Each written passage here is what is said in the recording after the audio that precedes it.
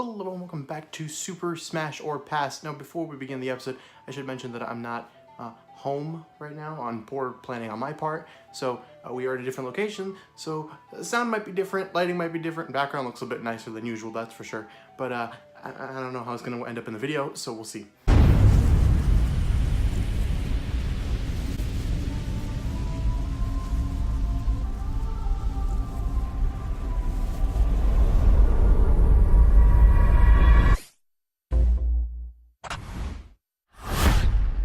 So today's episode, we're going to be focusing on Skull Kid from Legend of Zelda. Now, Skull Kid first made his appearance in Ocarina of Time on the Nintendo 64 back in 1998, and this was a very minor cameo-based appearance, but he did appear in that game. He then went on, of course, to star in Majora's Mask in the year 2000, and was the main villain, technically, of that game. After that, a different Skull Kid, technically speaking, made an appearance in Twilight Princess. I'm not sure to what degree, but I'm aware of that character existing, so it's in here. Although, to be fair, that's not the Skull Kid we are talking about. That is technically a different character altogether.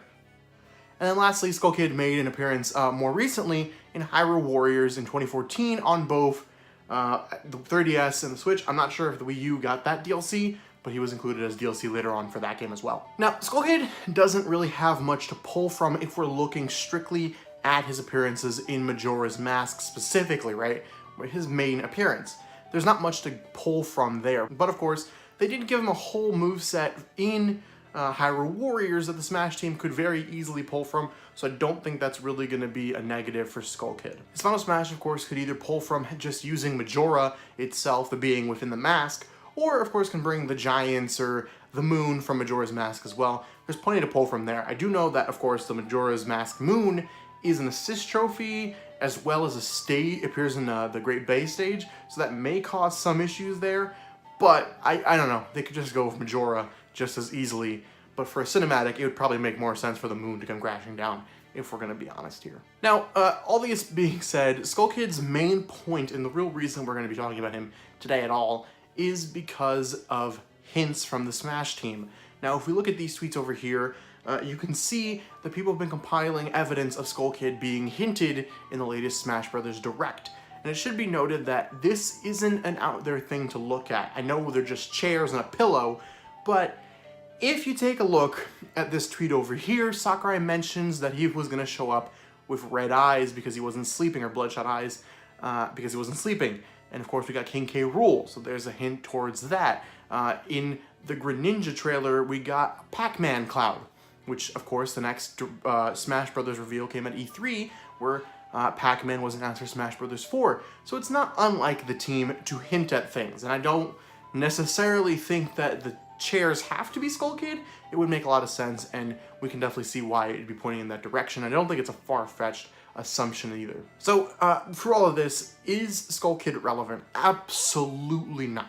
You know, there's no chance that Skull Kid is relevant. I'd argue he's even less relevant than characters in, that we've talked about, like King K. Rool or Geno, because he appeared in one game as a minor villain, because he wasn't even really the villain, because Majora's Mask itself was kind of the villain. But regardless of that point, Skull Kid is heavily beloved. Although I don't know that Skull Kid is as requested as other characters, but I do think he has one advantage. Who else would they choose for Zelda at this point? Now, I know some people want them to put in a champion, but I don't find that likely. One, because how do you just choose one champion over the others? As well as the fact that, like we've talked about, the Switch came out in 2017. This is being developed back in 2015.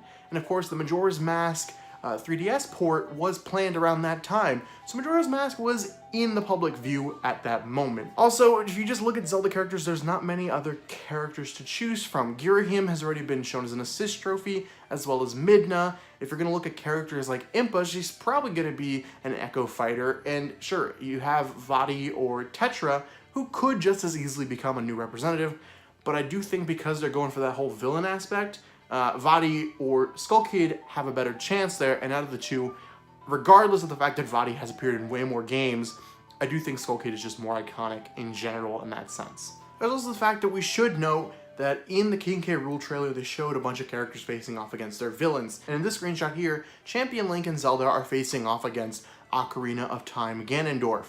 not young Link, which is very interesting to say the least. Now, sure, young Link technically never fought Ganondorf in his game because it was adult Link, so it could be for that reason, but they're both from Ocarina of Time, so wouldn't it make sense to put them there?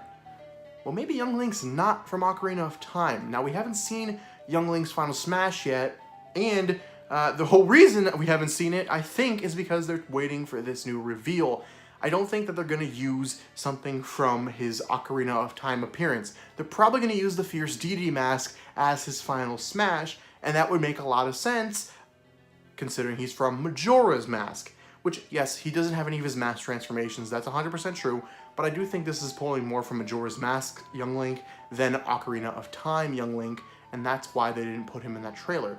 They're saving it, and I think that if you correlate the Fierce Deity transformation as Young Link's Final Smash and the Majora transformation, or I guess that wasn't really a transformation, but you guys understand what I'm saying, as Skull Kid's Final Smash, it's a good trade-off there, and it makes a lot of sense. Originally, I didn't think they were going to add a new Zelda rep. I thought we were going to get Impa as an Echo Fighter, and maybe just that, maybe Tetra if we're lucky, and hopefully both of those will still happen. But I do think that Skull Kid has a very, very good chance, and for that reason, I'm giving him the first ever verdict of Super Smash. Now, yeah, this is a Smash above our regular verdict because I do think he's pretty much a lock at this point, just given the other evidence that we have.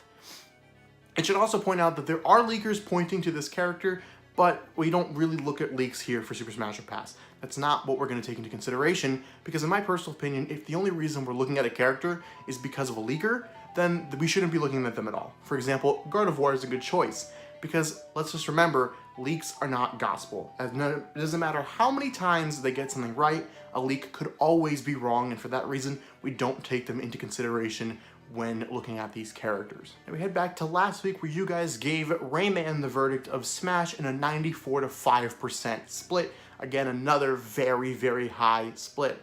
And since we're on the topic of Rayman anyways, I should mention that those shares could as easily be a reference to Rayman.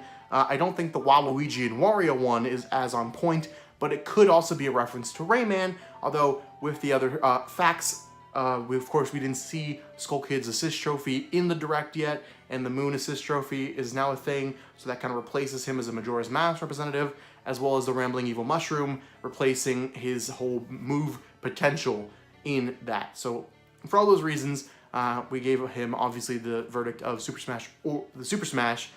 But guys, let me know in the comments, what do you think? Am I crazy? Am I just hoping way too much for a character that didn't even fight in his own game? Or no, did Skull Kid not only plunge the world into 3 days of waiting for a moon to crash into the world, but he'll also be doing the same with our cast over in Super Smash Bros. Ultimate? Let me know in the comments. Remember to like, favorite, subscribe, do all that fun stuff down below. And please, give your recommendations for characters you'd like to see in this show. The last Direct wiped out quite a bit of my roster, so I do need more character suggestions, especially some third-party characters, so if you could help me out with that, that'd be a lot of fun and very good. That didn't make sense, but that's fine. See you guys next time.